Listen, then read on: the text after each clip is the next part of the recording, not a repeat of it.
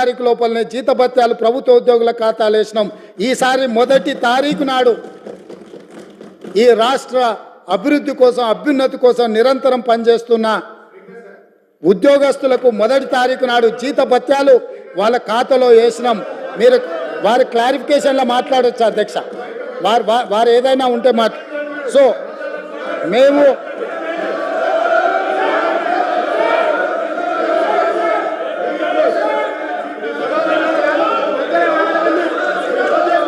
అధ్యక్ష దాదాపుగా మొదటి తారీఖు నాడు 4,800 కోట్ల రూపాయలు ప్రభుత్వ ఉద్యోగులకు పెన్షన్దారులకు. Speaker sir, I'm not yielding. శాసనసభ వ్యవహారాల మంత్రిగా వారు పనిచేసిన అనుభవం ఉంది హరీష్ రావు గారికి. శాసనసభ వ్యవహారాల మంత్రిగా సభానాయకుడు నిలబడి మాట్లాడుతున్నప్పుడు కనీస గౌరవం కానీ పాటించాల్సిన బాధ్యత వారి మీద ఉన్నది. కాబట్టి ప్రభుత్వ ఉద్యోగులకు పెన్షన్దారులకు ఈ నెల మొదటి తారీఖు నాడు మేము జీతభత్యాలు వాళ్ళ ఖాతాలో వేసినాం అధ్యక్ష. కనీసం ఈ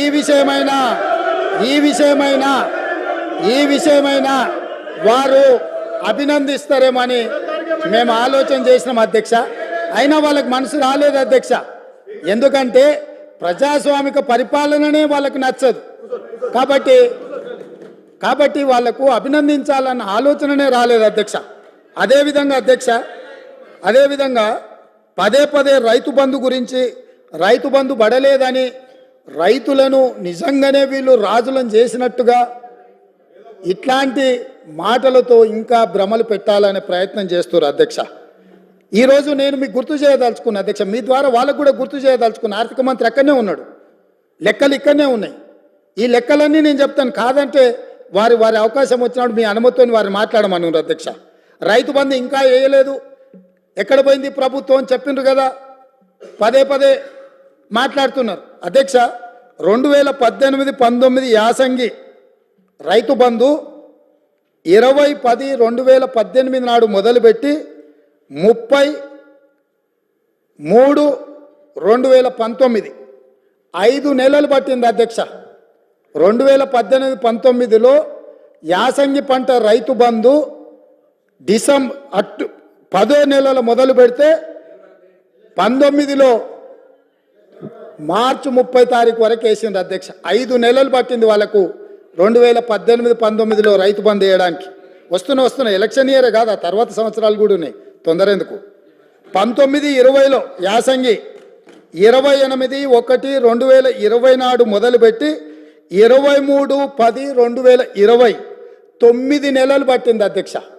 ఒక్క యాసంగి పంటకు రైతు బంధు వేయడానికి 9 నెలలు ఆనాటి ప్రభుత్వం తీసుకున్నది అధ్యక్ష. వీళ్ళ చరిత్ర ఇక మీ కరోనా వచ్చిందో మీ కర్మ కాలిందో నేనేం చెప్తా కానీ 2020-21 అధ్యక్ష 25-12-2020 నాడు మొదలుపెట్టి 22-4-2021 4 నెలలు పట్టింది అధ్యక్ష. 2020-21 సంవత్సరంలో యాసంగి పంట.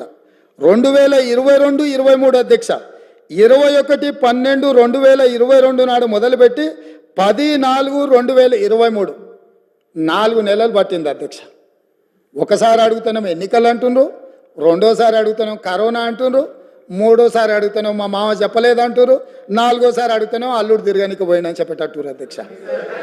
ఎట్లా అధ్యక్ష మీ పరిపాలన? స్పష్టంగా అధికారిక లెక్కలు ఈ రకంగా చెప్తుంటే మేము వచ్చిందే మొన్న 60 రోజులు కాలేదు, ఆల్రెడీ మేము క్లియర్గా చెప్పినాము 100 రోజుల్లో వాటిని పూర్తి చేస్తామని. అయినా అప్పుడే రైతు బంధు ఇవ్వలేదు అని గగ్గోలు పెట్టి రైతులను రెచ్చగొట్టాలన్న ప్రయత్నం చేస్తే రైతులేమన్నా అమాయకుల అధ్యక్ష? వాళ్ళకి తెలీదా ఎవరి చిత్తశుద్ధి ఏంది, ఎవరి ఆలోచన ఏంది, ఎవరు ఏం చేస్తుండ్రో, ఎవరు ఏ రకంగా వ్యవహరిస్తుండ్రో తెలీదా అధ్యక్ష? అదేవిధంగా అధ్యక్ష ఆర్టీసీ బస్సు మహిళల గురించి వీళ్ళు మాట్లాడుతున్నది, వాళ్ళకి నష్టం జరిగింది, ఆటో డ్రైవర్లని. ఒక ఆయన ఆటో రాముడు కృష్ణానగర్లో మొత్తం సినిమాకి సంబంధించిన వాళ్ళే ఉంటారు. సురభి నాటకాలు వేసేవాళ్ళు, సినిమాలో చిత్రసీమలో ఎక్స్ట్రా క్యారెక్టర్స్ అంటారు, ఏమంటారు వాళ్ళను? ఎక్స్ట్రా అంటే ఎక్స్ట్రా ఆర్టిస్టులు అంటే ఏమంటారు? జూనియర్ ఆర్టిస్టులు కృష్ణానగర్లు ఉంటారు. టీఆర్ఎస్లో ఒక జూనియర్ ఆర్టిస్టు ఆడేదో సమావేశానికి పోయిండంట, ఆటో కనిపించిందంట, ఆటో ఎక్కి ఆటో రాముడు ఆఫీస్కి పోయిండంట. మళ్ళీ దాంట్లో మాత్రము లోపల కెమెరా పెట్టిరు అధ్యక్ష, ఆయన ఎక్కింది దిగింది షూటింగులు చేయడానికి. ఏంది అధ్యక్ష ఈ డ్రామా? ఏంది డ్రామా? ఏంది ఇది? మేము ఈ తెలంగాణ సమాజంలో ఉన్న ఆడబిడ్డల్ని హక్కున చేర్చుకోవాలన్న ఆలోచనతోని, ఒక మంచి ఆలోచనతోటి ఆర్టీసీ బస్సుల్లో ఆడబిడ్డలకు మేము ఉచిత ప్రయాణం కల్పించినాం. 2014 నుంచి 2019 వరకు మంత్రివర్గంలో ఒక్క ఆడబిడ్డ కూడా మీరు మంత్రి పదవి ఇవ్వకపోయినా, అక్కడ ఉన్న వాళ్ళు ఏ రోజు కూడా ఒక్క ఆడబిడ్డ కూడా మంత్రి పదవి ఎందుకు ఇవ్వలేదు సార్ అని అడిగిన వాళ్ళు కాదు పాపం. ఎందుకంటే అడిగేంత సాహసం చేస్తే వాళ్ళకి ఆ ఉండే ఉద్యోగం కూడా ఉండదన్న సంగతి వాళ్ళకి తెలుసు. కాబట్టి వాళ్ళు మంత్రి పదవులు ఇవ్వకపోయినా కోట్లాది మంది ఆడబిడ్డలకు మా పొన్నం ప్రభాకర్ గారు మేము మొదలుపెట్టిన బస్సు ప్రయాణాన్ని టోటల్గా ఆడబిడ్డలందరికీ కూడా చెప్పి ఉచితంగా బస్సు ప్రయాణం ఇస్తే దాదాపుగా అధ్యక్ష ఇప్పటి వరకు 15,21,00,000 ప్రయాణాలు ఆడబిడ్డలు ఉపయోగించుకున్నారు. 535.52 కోట్ల రూపాయలు ఇప్పటివరకు ప్రభుత్వం ఆడబిడ్డల కోసం ఖర్చు పెట్టింది అధ్యక్ష. ఒక మంచి పని చేసినప్పుడు అభినందించడానికి నోరు రాకపోయినా ఆ నిర్ణయాన్ని వ్యతిరేకించుకుంటూ నిరసన తెలుపుతూ ఒక ఆటోని తీసుకొచ్చి అక్కడ తగలబెట్టింది అధ్యక్ష. కిరాయి పైసలే వెళ్తలేవు, సంసారం నడుస్తలేదన్న ఆటో డ్రైవరు ఆటో తగలబెట్టిందంటే ఆటో తగలబెట్టడానికి ఎన్ని పైసలు కావాలి అధ్యక్ష? ఆటో రౌండ్ ఆటోలో ఎక్కి తిరిగిందంట, ఆయనకు ఇంకొక ఆయనకు ఆటో ఖర్చులు వెళ్ళలేదంట, ఆయన తీసుకొచ్చి ఆటో తగలబెట్టిండంట. ఏంది అధ్యక్ష ఇది? అసలు ఇది ఏమైనా తెలంగాణ సమాజానికి మనం ఏం సందేశం ఇవ్వదలుచుకున్నాము?